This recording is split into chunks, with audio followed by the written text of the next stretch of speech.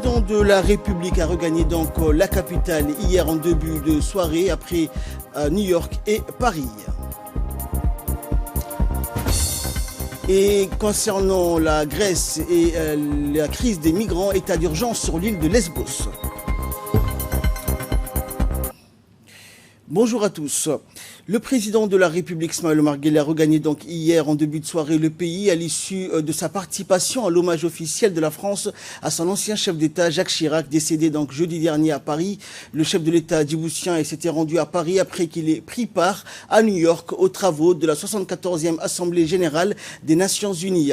La participation du président djiboutien à la réunion générale des Nations Unies était marquée par une importante allocution faite à la tribune de cet événement. Le surplus de légitimité procédurale et de profil dont dispose la République de Djibouti pour prétendre au siège non permanent du Conseil de sécurité des Nations Unies et l'attachement de notre pays aux valeurs du multilatéralisme ont entre autres constitué les points forts du discours du chef de l'État djiboutien à la tribune de 74e Assemblée générale des Nations Unies. À son arrivée, le président de la République a été donc accueilli par le Premier ministre Abdelkader Kamil, le président de l'Assemblée, les membres du gouvernement et par les hautes autorités civiles et militaires du pays.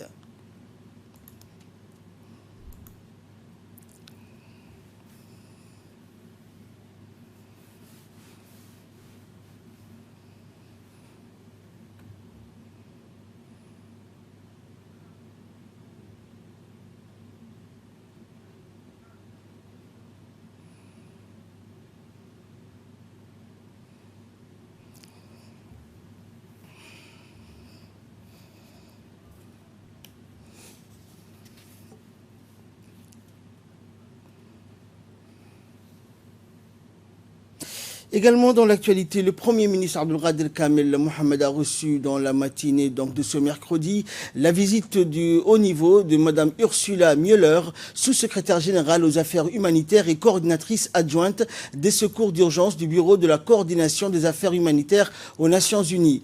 Ursula Müller a été introduite par Mme Barbara Manzi, coordinatrice résidente du système des Nations Unies. Le conseiller du Premier ministre Hassan Mohamed Kamil a participé donc à cette rencontre.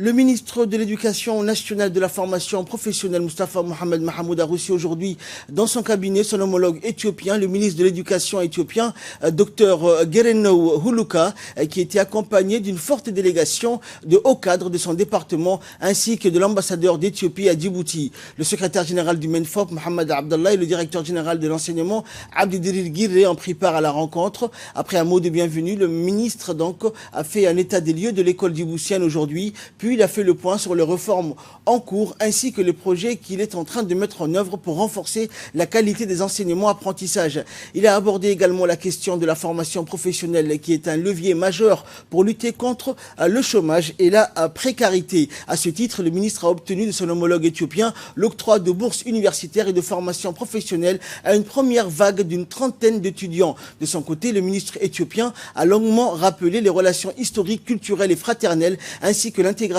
économique en cours entre l'Éthiopie et Djibouti. Il a ensuite plaidé pour l'accès des enfants de la communauté éthiopienne résidant à Djibouti au système éducatif national, une cause qui lui tient particulièrement à cœur, a-t-il souligné. Et dans cette perspective, il a demandé à son homologue djiboutien un soutien pour le projet de construction d'une école éthiopienne à Djibouti. Le ministre de l'Équipement et des Transports, Moussa Mohamed Ahmed, accompagné de Aïna Saïd Chiré, au cadre de l'autorité de l'aviation civile de Djibouti, a pris part à la 40e session de l'Assemblée triennale de l'Organisation de l'aviation civile internationale, l'OACI, du 24 septembre au 1er octobre à Montréal. Lors de cette 40e assemblée, les discussions donc étaient axées sur les objectifs stratégiques de l'OACI tels que la sécurité et la sûreté de l'aviation civile, l'environnement, mais aussi de nombreux et de nouveaux domaines à réglementer comme les aéronefs sans pilote et les vols suborbitaux. En marge des travaux de l'Assemblée, le ministre a rencontré la secrétaire générale de l'OACI, Fang Liu, et lors de cet entretien, le ministre a évoqué tous les efforts consentis au niveau national, notamment la promulgation des textes réglementaires afin que l'autorité de l'aviation civile djiboutienne puisse répondre aux normes et pratiques recommandées. Le ministre délégué à la décentralisation, donc Mohamed Aramis, a reçu hier la visite de courtoisie et de premier contact du nouvel ambassadeur de France à Djibouti, Arnaud Guillois, qui a pris ses fonctions, rappelons-le, le 17 août dernier. Le ministre donc a tout d'abord souhaité la bienvenue à l'ambassadeur et par la suite... Et par la même occasion, lui a présenté ainsi qu'au gouvernement et au peuple français ses sincères condoléances suite au décès de l'ancien président français, donc Jacques Chirac. Le ministre a ensuite enchaîné par la présentation des prérogatives de son département, donc dédié à l'importante réforme de la décentralisation et dédié à l'importante, tout en mettant en exergue l'existence d'une volonté politique donc au plus haut niveau pour faire avancer cette importante réforme. Il a rappelé la transversalité et de son département. Il a également présenté les réalisations de son département au cours des 3 années dans le Code des collectivités territoriales au cours de validation. Le ministère de la Femme et de la Famille a organisé le 29 septembre dernier au Sheraton Hotel de Djibouti un atelier sur la restitution de l'évaluation mi-parcours de la politique nationale genre portant sur la matrice d'action 2011-2016 et d'autre part de la sensibilisation du plan d'action de la résolution 1325 et autres résolutions connexes du Conseil de sécurité des Nations Unies sur les femmes, la paix et la sécurité mise en place par Djibouti. L'atelier a porté sur 2 documents stratégiques du ministère de la Femme et de la Famille. Le panel était composé de Madame la représentante résidente du Programme des Nations Unies pour le développement, le PNUD, Fatima El Cheikh, l'honorable parlementaire et président du Forum Femmes, Paix et Sécurité, Ouma Mohamed Hamid, la secrétaire générale de l'UNFD et la secrétaire générale du ministère de la Femme et de la Famille. Après les civilités, les différentes personnalités ont pris la parole, ont émis des recommandations intéressantes telles que le renforcement de la coordination intersectorielle, mobilisation des fonds et l'importance du mécanisme suivi-évaluation.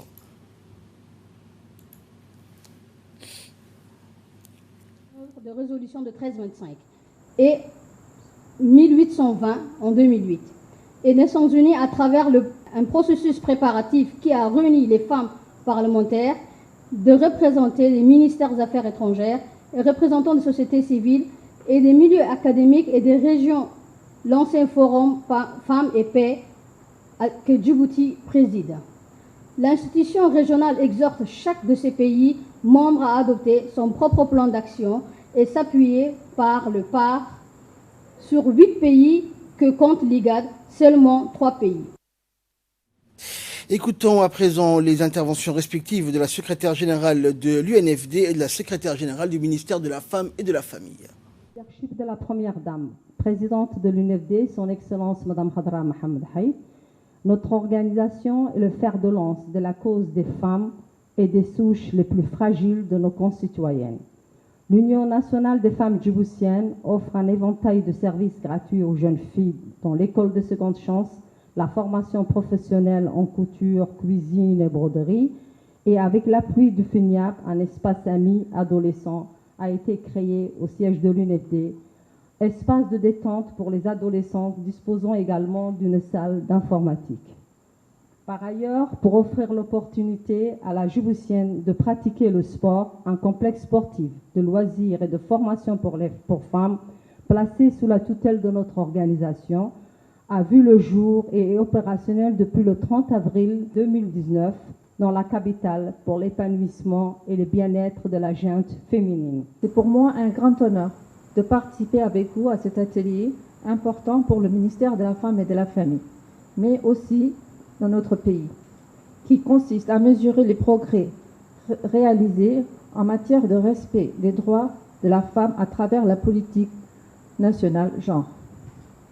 L'évaluation à mi-parcours de la politique nationale genre 2011-2021 a pour objectif d'évaluer le progrès réalisé par le ministère de la Femme et aussi au niveau national, les résultats atteints en matière de la mise en œuvre et de tirer des leçons et des lacunes identifiées pour mieux ressortir de solutions pérennes. La politique nationale genre constitue une réponse de l'État djiboutien face aux engagements pris au niveau national qu'international de lutter contre toute forme d'inégalité, dans le strict valeur des cultures, des préceptes de l'islam, des droits fondamentaux et de la personne humaine telle reconnue dans la Constitution.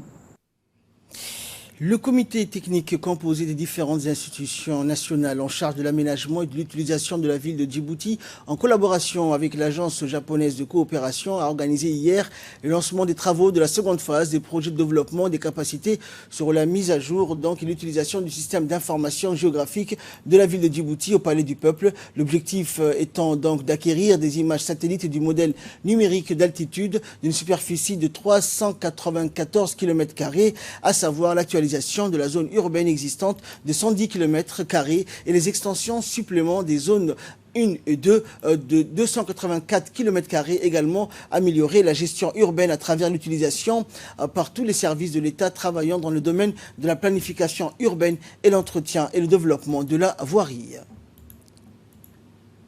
À 2014. Au cours de notre mission de formulation de ce projet en détail, en janvier cette année, nous avons constaté que les données établies par le projet précédent étaient pleinement utilisées par les autorités compétentes. La JICA a réalisé plusieurs projets de données cartographiques numériques dans différents pays et nous pensons que les données d'information géographique constituent la base et le principal outil du développement. Écoutons à présent les secrétaires généraux du ministère de l'Équipement et des Transports et du ministère de l'Environnement qui se sont donc déclarés satisfaits du lancement de ces travaux. Grand honneur et un immense plaisir pour moi aujourd'hui de représenter le ministère de l'Équipement et des Transports et de me retrouver encore une fois devant vous en coprésident avec mon collègue du ministère de l'Urbanisme, de l'Environnement et du Tourisme, le lancement officiel de la seconde phase du projet sur la mise à jour et l'utilisation du système d'information géographique de la ville de Djibouti. Comme vous le savez, nous avons signé en mars 2019, donc mars dernier, une convention de partenariat avec le peuple frère et ami du Japon sur le développement des capacités de mise à jour et l'utilisation des données géographiques de la ville de Djibouti et de ses agglomérations. Dans cette nouvelle phase, il y a également le volet de transfert de technologie, où les experts japonais mettront à la disposition de leurs collègues djiboutiens le savoir-faire sur la mise à jour des cartes et sur les différentes méthodes de compilation de données. Ce projet aura deux volets importants. D'abord, il permettra d'assurer la couverture numérique de près de 400 km². Dans la première phase, on avait couvert déjà 110 m². Dans la deuxième phase, ce projet permettra de couvrir 284 km², ce qui permettra vraiment d'avoir des données numérisées au fur et à mesure de l'évolution de la capitale. Comme nous le savons, notre ville s'agrandit assez vite. C'est pour ça que nous avons demandé que dans cette deuxième phase du projet, que la numérisation cartographique soit étendue à 284 km² de plus. Ce projet permettra aussi d'avoir une formation pour les techniciens de différents départements qui travaillent sur la cartographie. Ce projet permettra aussi un transfert de technologies de telle sorte que les Djiboutiens soient eux-mêmes en mesure d'actualiser au fur et à mesure les données topographiques qui leur seront commises par la partie japonaise. Santé, à présent, le secrétaire général du ministère de la Santé, Dr Salah Benoïta, a présidé hier au Djibouti Palace Kempinski un atelier de consultation autour des accélérations du plan d'action global intégré au plan national de développement sanitaire PNDS 2018-2022. Organisé en collaboration avec l'Organisation mondiale de la santé et l'UNICEF, cet atelier a vu la participation de plusieurs experts nationaux et internationaux dans la formulation de nouvelles orientations stratégiques en matière de santé. Les principaux directeurs et secteurs de santé étaient également représentés pour répondre aux exigences de l'approche de planification participative et inclusive afin de garantir une implication de tous les acteurs à tous les niveaux. En plaçant la prévention au cœur des priorités, la vision stratégique du PNDS se traduit par l'amélioration des indicateurs de couverture des services préventifs et curatifs de santé dans le pays. Et les travaux de cet atelier permettront également d'ajuster les orientations du plan national de développement sanitaire 2018-2022 qui s'inscrit dans la vision 2035 et la SCAP du gouvernement. Suite aux instructions données par le secrétaire d'État à la jeunesse et au sport, la direction des CDC s'est réunie hier à la salle de conférence du département. Cette réunion donc qui intervient après l'annonce par l'agence de météorologie de Djibouti de fortes pluies pour des jours à venir avait pour objectif de préparer les responsables à l'accueil des éventuels sinistrés de ces intempéries et leur offrir les premiers secours. Néanmoins, le département exhorte les éventuels déplacés de veiller à la propreté des lieux qu'ils occupent jusqu'à leur départ. Direction la ville blanche de Tadjoura où des pluies diluviennes donc se sont abattues également quelques sous-préfectures donc dans la matinée d'hier, donnant lieu à quelques dégâts matériels et à la destruction également de quelques habitations des quartiers vulnérables. En effet, l'eau est montée jusqu'à 50 cm dans certains quartiers. En quelques heures, tous les oueds qui composent la ville de Tadjoura étaient débordés et bloqués et ont bloqué la circulation de la route jusqu'à la route nationale 9 jusqu'à 15 heures. Il a plu notamment donc 76 mm d'eau en quelques heures. Il s'agit de la plus importante pluie qui ont touché la région et les zones côtières. La route nationale 9 a subi la montée des crues d'oueds, d'inondations et inondé également et endommagé les pistes. Ces pluies saisonnières sont bien sûr les bienvenus pour la population, mais exaspèrent une partie de la population vulnérable. Le préfet de la région de Tadjoura, Hassan Dabali Ahmed, appelle la population à la vigilance face aux risques électriques pouvant provoquer bien sûr des accidents et des électrocutions, notamment de l'arrachage des lignes à haute tension et des poteaux tombés sur la voie publique. L'intensité de l'événement a surpris donc la population et la préfecture multiplie les interventions pour un retour à la normale. Et Hol-Hol, donc, où le nouveau préfet de la région d'Ali Sabié, Moussa Adan Migane, s'est rendu donc dans cette localité dans cette sous-préfecture notamment de la région d'Ali Sabié, accompagné d'une forte délégation. Cette délégation composée donc du chef de détachement de la police nationale d'Ali Sabié, le lieutenant Ibrahim, du commandant donc de la compagnie régionale de la gendarmerie, le lieutenant Abdullahi Ali Rayale, et le président de l'annexe RPP d'Ali Sabié, Mohamed Ibrahim, ainsi que le directeur de l'hôpital régional et le premier adjoint du préfet. Le nouveau préfet Moussa Adan Migane donc a d'abord remercié la population de Hol-Hol pour leur accueil chaleureux avec une aide d'honneur notamment, puis a évoqué dans son allocution le but de sa visite. Et la délégation a ensuite visité plusieurs services publics comme le camp militaire de Hol-Hol, l'école primaire, le collège d'enseignement moyen, le centre médical et la nouvelle gare de la localité de Hol-Hol. C'était donc l'appel à la prière d'Al-As. Nous retrouvons la suite de notre édition. Migrants donc à présent, l'île grecque de Lesbos est en état d'urgence d'après le Haut Commissariat aux réfugiés. Reportage. D'après le Haut-Commissariat des Nations Unies pour les réfugiés, plus de 10 000 migrants ont accosté sur les îles grecques de la mer Égée en septembre, 5 000 rien qu'à Lesbos. Face au flux de migrants, le Haut-Commissariat aux réfugiés a créé une unité d'accueil près de la côte. Les personnes recueillies trouvent de la nourriture et sont examinées par des médecins avant de partir pour le camp de Moria. D'après l'Agence des Nations Unies pour les réfugiés, le flux de migrants représente un défi majeur pour la Grèce et l'Union européenne. En septembre, plus de 10 000 personnes sont arrivées sur les îles de la mer Égée, près de 5 000 à Lesbos seulement. Le gouvernement grec, avec le soutien de l'Union européenne, doit prendre des mesures et transférer sur le continent environ 4 000 réfugiés et migrants. La plupart des migrants arrivés sur l'île de Lesbos sont transférés dans le camp de Moria, qui accueille 12 000 réfugiés pour une capacité de 3 000 personnes. Et enfin, les Catalans manifestent 2 ans après le référendum d'autodétermination. Fardous Hussein nous en dit plus. Des milliers d'indépendantistes ont manifesté hier mardi en Catalogne, 2 ans jour pour jour après le référendum d'autodétermination du 1er octobre 2017. Ils étaient 18 000 à Barcelone selon la police municipale à réclamer la libération de leurs dirigeants. Ces manifestations interviennent alors que la Cour suprême espagnole doit juger ce mois-ci 12 responsables politiques catalans après leur tentative de sécession de 2017.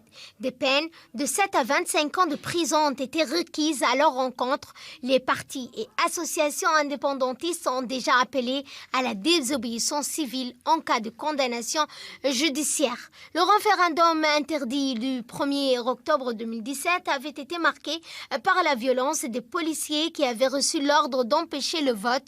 Il avait été suivi par la proclamation d'une éphémère république indépendante le 27 octobre au Parlement régional. La tension a récemment augmenté en Catalogne après le placement en détention provisoire jeudi de 7 militants indépendantistes accusés d'avoir préparé des actions violentes au sein d'un tout nouveau groupe qualifié de terroriste par le parquet. C'est ainsi que prend fin cette édition. Merci à vous de nous avoir suivis. Excellent après-midi sur Télé Djibouti.